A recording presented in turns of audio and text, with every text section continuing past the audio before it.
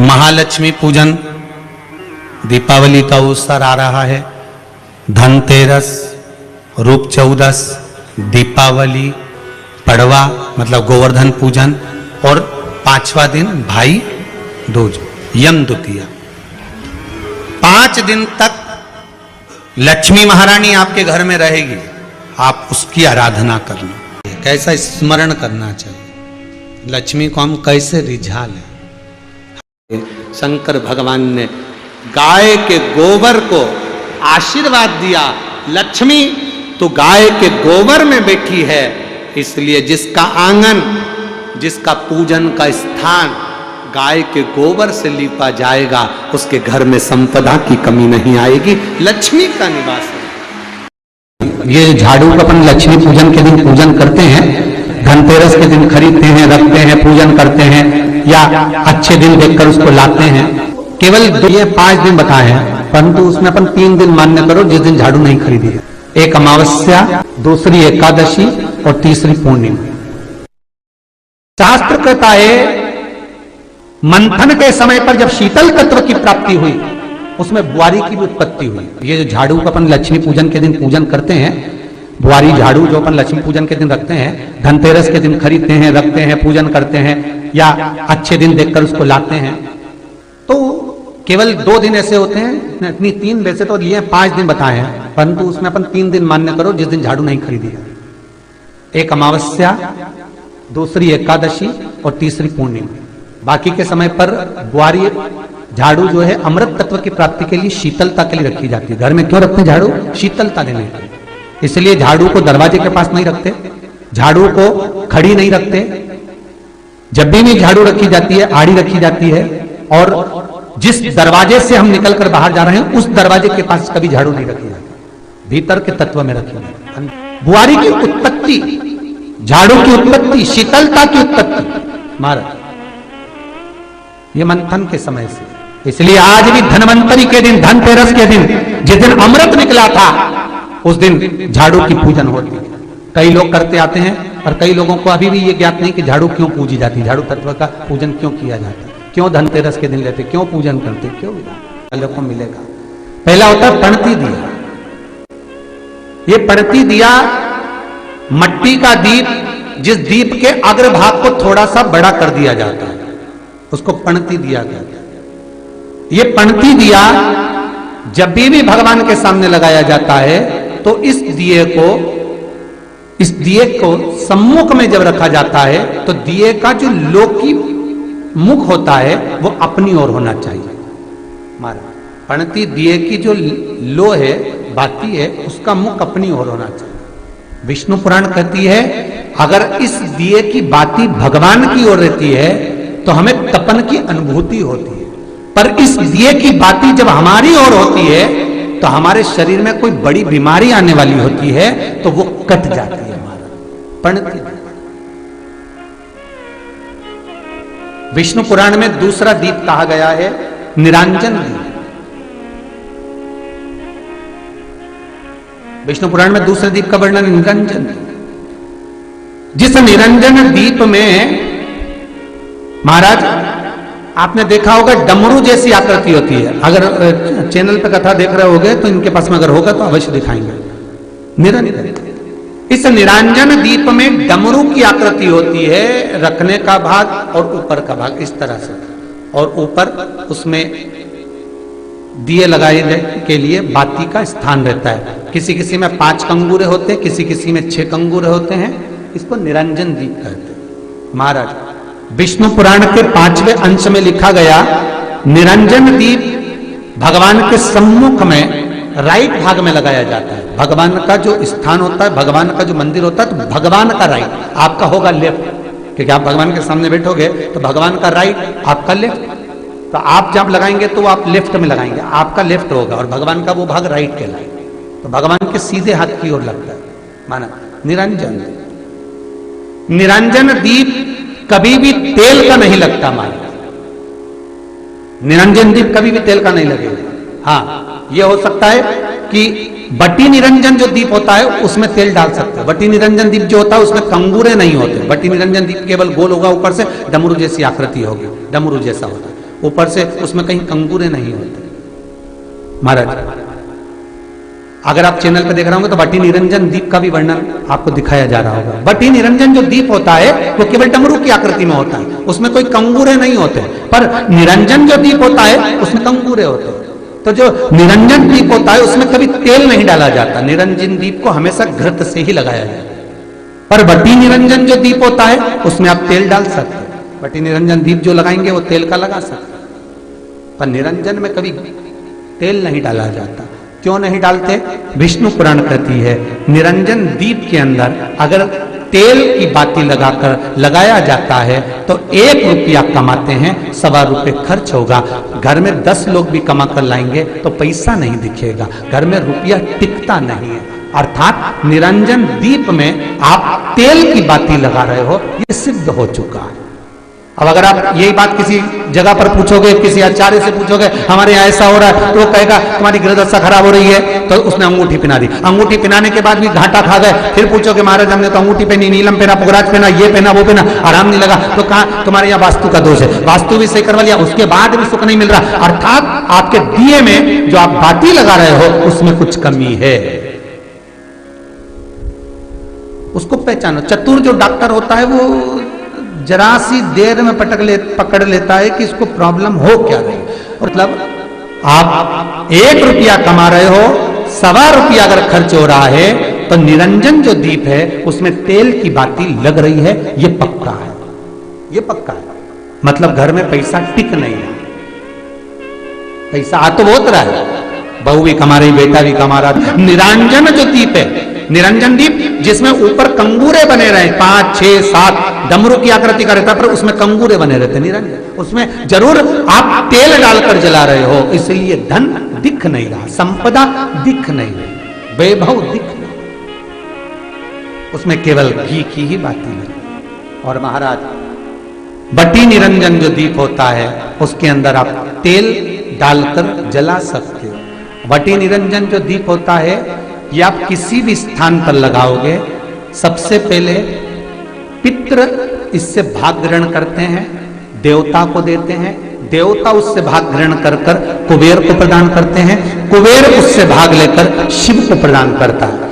भगवान शंकर बटु भैरव को कहकर घर का उद्धार करते, इसीलिए इसको कहते बटी निरंजन। इसमें कंगूरे नहीं होते महाराज।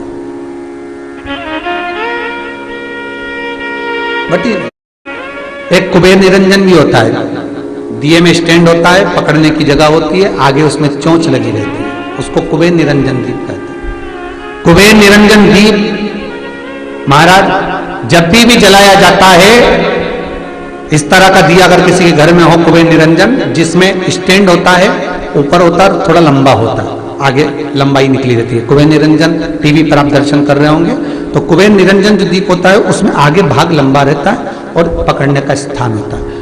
तो कुबेर निरंजन दीप घी का लगाओ चाहे तेल का लगाओ, उसमें लौंग या काली मिर्च, काली तिल या चावल, पूजन वाली जगह में जो चावल रखे उसका 2 दाना चावल का या फूल की पत्ती, कुछ भी उस कुबेर निरंजन दीप में डालना जरूरी होता है, जिससे हमारे घर में भंडार सदा भरा रहे। अगर कुबेर निरंजन दीप खाली जलता है, आपने कई जगह मंदिरों में देखा होगा कुबेर निरंजन दीप डालते तो उसमें थोड़े 2 दाने चावल के डाल देते, कुछ नहीं डालता तो एक सिक्का पटक देते, एक का कलदार पटक देगा, कोई चवन्नी पटक देगा, कोई 5 पैसे पटक, पर पटकेगा। कुबेर निरंजन दीप खाली नहीं, समृद्धि देगा, की अनुभूति कराएगा, सुख को देगा।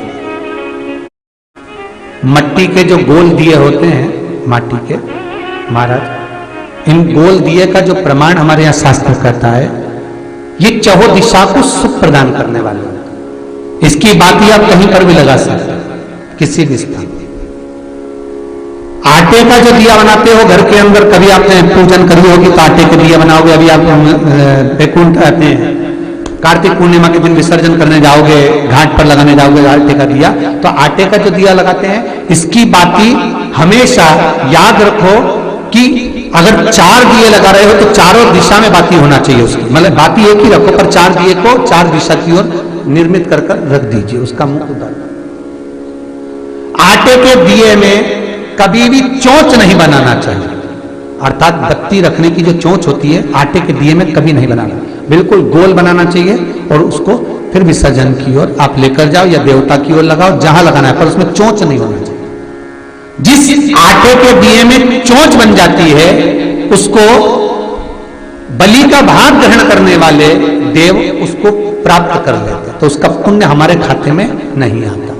इसलिए आटे का दिया जब भी लगाए संपूर्ण गोल लगाए। जैसे हमारे यहाँ झाड़ू की महत्वता कही, जो झाड़ू होती है बुआरी होती है, जिस झाड़ू को अपन झाड़ते हैं, ये महाराज 3 जगह पर नहीं रखना चाहिए। कितनी जगह पे नहीं रखना है? 3 जगह। पहला, जिस कमरे में पति पत्नी दोनों सोते हो उस कमरे में झाड़ू कभी मत रखना, क्योंकि पति पत्नी में क्लेश बना ही रहेगा, आपस में प्रेम स्नेह नहीं रहेगा। जिस कक्ष में पति पत्नी सोते हो रहते हो उस कमरे में झाड़ू कभी नहीं होना चाहिए, बुआरी नहीं होना चाहिए। दूसरा, जिस कक्ष में हॉल में लोग आकर बैठते हो और वहां कोई सोफा सेट लगा हो, कोई पलंग लगा हो, उस पलंग के नीचे, उस सोफे के नीचे झाड़ू नहीं होना चाहिए। सास और बहू का संबंध अच्छा नहीं रहता, विवाद होगा ही, ये पक्का है। तीसरा, अन्नपूर्णा का स्थान जहां पर भोजन बनता है, आप भोजन करते हो, रसोई घर में झाड़ू नहीं होना चाहिए। कारण बच्चों में क्रोध आएगा, चिड़चिड़ प्रवृत्ति बनी रहेगी और बेटा और बेटी संबंध आप करना चाहते हो समाज में, और बच्चे गलत जगह पर संबंध करने के लिए आतुर रहेंगे। इसलिए रसोई घर में बुआरी झाड़ू नहीं। बहुत ध्यान दीजिएगा महाराज, कई लोग गिफ्ट में गणेश जी दे देते हैं। शास्त्र कहता है जिसने अपने जीवन काल में, आपको पहले भी कथा में कहा था, एक आंवले का वृक्ष, एक गणेश जी की मूर्ति, आंवले का वृक्ष, गणेश की मूर्ति, एक कुबेर का स्टेचू भी आता है जिसको कंधे पे पोटली रखी हुई स्टेचू आता है, वो गंजा बाबा रहे सो क्या बोलते हैं, हम लोग कहते कुबेर स्टेचू बोलते हैं उसको। ये भी गिफ्ट में नहीं दिया जाता। महाराज, यदि गणेश की मूर्ति, गणेश की प्रतिमा, गणेश का फोटो हम किसी को गिफ्ट में दे देते हैं तो हमारे घर की संपदा, उस तारीख को लिखकर रखना, उसके बाद में धीरे धीरे मंदिर में जब दिया लगाओ और मंदिर में जब दीप प्रज्वलित करो, उस समय पर जब मंदिर में दीप लगाएं और मंदिर में जब दिया प्रज्वलित करें, अगर गोल बाती है तो वो तो दिए के बीच में ही होगी, फूल बाती है तो वो दिए के बीच में होगी। और मान लो अगर लंबी बाती लेकर गए हो, लंबी बाती को लेकर पहुंचे हो, तो अगर दीप लगा रहे हो, कामना रखकर लगा रहे हो कि मेरी ये कामना है, तो वो दीप का, बाती का मुख अपनी ओर रखना, पर कोई कामना नहीं। हम भगवान को केवल इसलिए रिझा रहे हैं कि मेरा भोलेनाथ मेरा भंडार भरे और मेरे घर में सुख समृद्धि दे, तो दीप की बाती का मुख भगवान की ओर होना चाहिए। कि हमने तेरे भरोसे पर छोड़ दिया, अब हम किसी से नहीं पूछेंगे कि हमें क्या करना है, ये दीप की जो बाती का मुख है वो आपकी ओर है। अर्थात मेरा जो जीवन है, मेरा जो संपूर्ण परिवार है, मेरा जो कुटुंब है, मेरा जो कबीला है, मैं जिस घर में निवास करती हूं, मैं जिस घर में रहता हूं, उस घर का संपूर्ण कारभार सब तुम्हारे भरोसे पर है। तो बाती का मुख कहां हो गया? भगवान की ओर हो गया। बाती का मुख फिर भगवान की ओर हो गया। पर ज्यादातर लोग दिया जो लगाते हैं ना, वो अपनी ओर बाती करके ही लगाते हैं। मतलब इनकी कामना चलती ही रहती है 24 घंटे। कुछ कुछ कामनाएं इनकी जागरूक रहती है, इनकी कामनाएं निरंतर रहती है। पर उस बाती में जब आप अपना संपूर्ण परिवार, संपूर्ण अपने परिवार का, दुकान हो, धंधा हो, व्यापार हो, व्यवसाय हो, चाहे आप जितना भी कार्य कर रहे हो, फैक्ट्रियां चला रहे हो, वो सब अपने भगवान के भरोसे पर दे दिया, भगवान की ओर दे दिया। तो इसका मतलब ये नहीं है कि बाती का मुख भगवान की ओर हो तो तुम भगवान के बिल्कुल करीब में बाती का मुख कर लगा दो और भगवान को मालूम पड़े चोट लग जाए, ऐसा भी नहीं।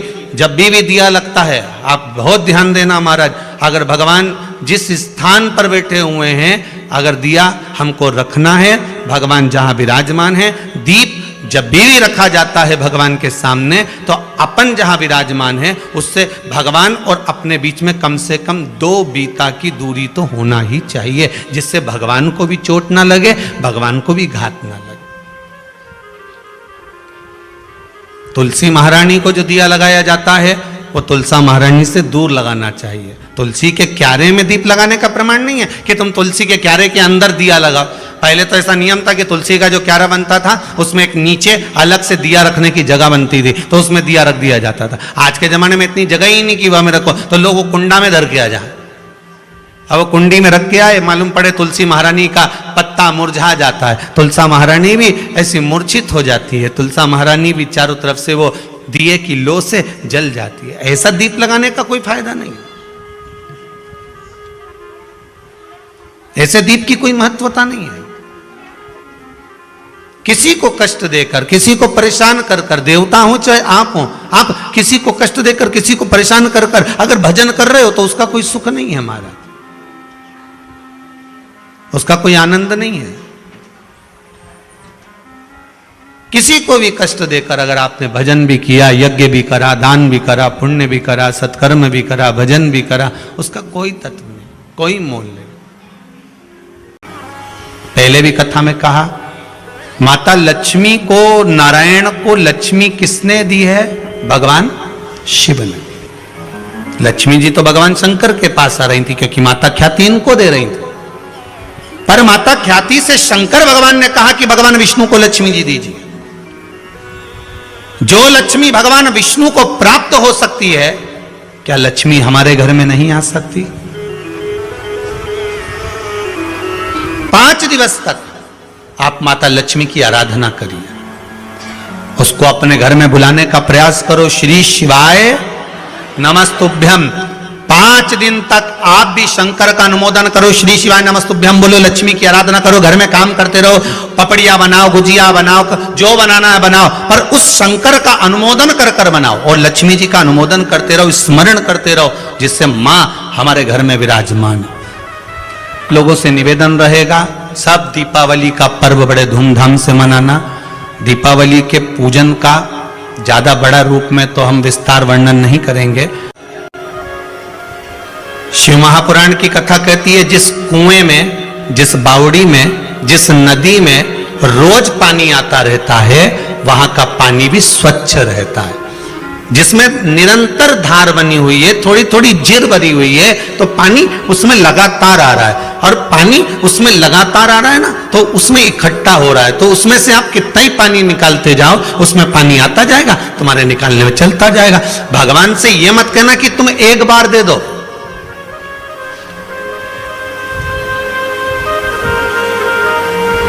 भगवान से आपको यह नहीं कहना है कि तो आप एक बार दीजिए, आप तो भगवान से बारंबार विनती कर कर जाओ। ये सारस्वत जी तो लगे कि हमें 12 साल की कथा दे दो, हर साल दे दो। ये यहाँ पर बिसावाणिया जी बैठे हुए हैं कि कथा पोरबंदर की भी दे दो।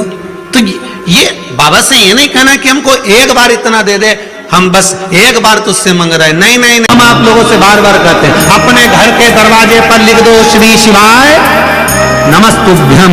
दीपावली पर स्टीकर चिपका दो, श्री शिवाय नमस्तुभ्यम। दरवाजे पर बंदरबाग बांध दो, श्री शिवाय नमस्तुभ्यम। अगर कोई दरवाजे के सामने से निकल कर जा रहा होगा और मान लो उसका समय भी आ गया होगा, प्राण छूटने का भी समय आ गया होगा, तो दरवाजे पर यदि उसने भूल से भी पढ़ लिया तो वो नरक नहीं जाएगा, उसका परम पद वैकुंठ तक हो जाएगा। इसलिए श्री शिवाय नमस्तुभ्यम का स्मरण करो। कोई अपने काम के लिए जा रहा, काम नहीं हो रहा, तुम्हारे दरवाजे पर पढ़ लेगा श्री शिवाय नमस्तुभ्यम, उसका राह खुल जाएगा, उसका कार्य सफल हो जाएगा। तो मंत्र का उच्चारण मूल है। दीपावली की लक्ष्मी पूजन कब सार्थक है? तो शिव महापुराण की कथा कहती है, तुम्हारे घर की लक्ष्मी जब प्रसन्न होगी, जब तुम्हारे घर की बहू और बेटी की रक्षा होगी और उसको सम्मान मिले। मालूम पड़े घर की बहू को सम्मान ना मिले और लक्ष्मी को घर में बुला रहे हो, तो बहू का आदर नहीं कर पा रहे, तो लक्ष्मी का आदर कैसे हो? नियम बनाओ, अपने भीतर एक विश्वास प्रकट करो कि लक्ष्मी पूजन पे मैं अपनी बहू को, अपनी बेटी को, घर की नारी को, घर की स्त्री को सम्मान दूंगा। जब घर की नारी का सम्मान होगा तो लक्ष्मी माता तो खूब कृपा करेगी, टूटमान होगी, खूब करेगी। उम्र यदि बढ़ाना है तो 3 जगह पर बैठना चाहिए। जिस व्यक्ति को अपनी उम्र बढ़वाना है, जिस व्यक्ति को अपनी उम्र बढ़ाना है और जिस व्यक्ति को अपने जीवन में सुख पाना है तो 3 जगह पर बैठना प्रारंभ करो। पहले नंबर पर अपने माँ बाप के पास में जाकर थोड़ी देर बैठना प्रारंभ करो, उनका आशीर्वाद मिलेगा, उम्र बढ़ना प्रारंभ करो। कुछ देर अपने माता पिता के पास में जाकर बैठो तो तुम्हारी उम्र बढ़ेगी। दूसरे नंबर पर उम्र बढ़ाना चाहते हो, वैभव चाहते हो तो मेरे देव अधिदेव महादेव के शिवालय में, मंदिर में, कथा में थोड़ी देर जाकर बैठना प्रारंभ करो, तुम्हारी जिंदगी का सुख प्राप्त होगा। तीसरे नंबर पर अपने सतगुरु के चरणों में, अपने गुरु के चरणों, अपने गुरु महाराज के चरणों में जाकर थोड़ी देर बैठना प्रारंभ करो, थोड़ी देर।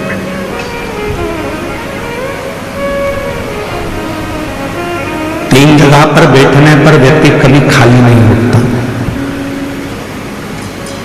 3 जगह पर बैठने पर व्यक्ति कभी खाली नहीं उठता। पहले नंबर पर है माता पिता के चरणों में बैठेगा तो कुछ ना कुछ लेकर उठेगा, भले वो आशीर्वाद लेकर उठे चाहे कुछ लेकर उठे।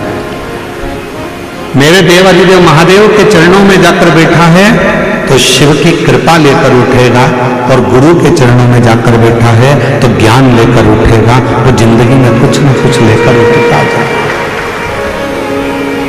उठे।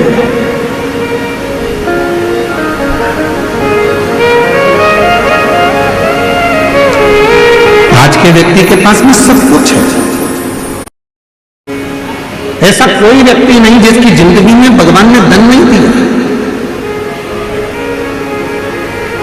हम आपसे पूछें, जब से आपने शिव महापुराण की कथा को सुनना प्रारंभ करा, जब से आपके घर के व्यक्ति ने 1 लोटा जल शंकर को चढ़ाना प्रारंभ करा, उसके बाद का समय निकालो और उसके पहले का समय निकालो। जब आप शंकर के मंदिर नहीं जाते थे, शिव जी को 1 लोटा जल नहीं चढ़ाते थे, शंकर की आराधना नहीं करते थे, शिव जी की कथा नहीं सुनते थे, उसके पहले का समय निकाल कर देखना कि कितना कष्ट का समय था। और रोज कुछ न कुछ प्रॉब्लम चलती थी, पैसा हाथ में टिकता नहीं था, परेशानियां घेर कर रखती थी। पर जब से आपने शिव जी के मंदिर में 1 लोटा जल चढ़ाना प्रारंभ करा, जब से आपने शंकर जी की आराधना करना प्रारंभ करी, जब से आपने श्री शिवाय नमस्तुभ्यम बोलना प्रारंभ करा, जब से आपने शंकर की कथा को सुनना प्रारंभ करा, जब से आपने शिव जी पर विश्वास करना प्रारंभ करा, उसके बाद का समय निकाल कर देखना कि सामने समस्या भी आती है तो उसका हल चुटकी में हो जाता है, बीमारी भी आती है तो उसका हल निकल जाता है, तकलीफ भी आती है तो उसका हल निकल जाता है, कष्ट भी आता है तो उसका हल निकल जाता है। क्यों? क्योंकि आपने पूर्ण भरोसा, आपने पूर्ण विश्वास शंकर पर कर लिया, आपने पूर्ण भरोसा देवाधिदेव महादेव पर कर लिया। और जिस व्यक्ति ने अपनी जिंदगी में शिव पर भरोसा कर लिया तो उसके जीवन के सारे दुख, सारी तकलीफ, सारा कष्ट, सारी बीमारी देवाधिदेव महादेव की हो गई। उसने अपनी जिंदगी को सार्थक बनाया।